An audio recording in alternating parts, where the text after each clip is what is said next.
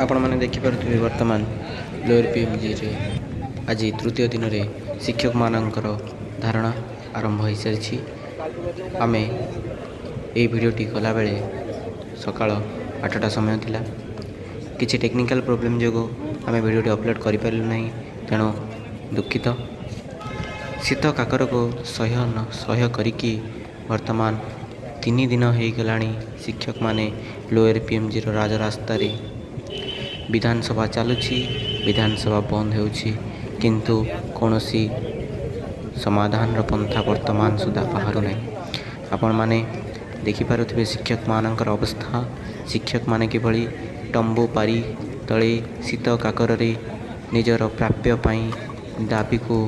सरकार पाखरे पहुँचाइबा चेष्टा करुछंती। मु जेतेबेले वीडियोटी आरंभ कली सेतेबेले मते भी केमती लगी कहीं ना शिक्षक मानक एभली अवस्था देखी शीतरे से किपरि बाहर रात्रि यापन कले जेहेतु घरे रही आम शीत संभाली पारुनु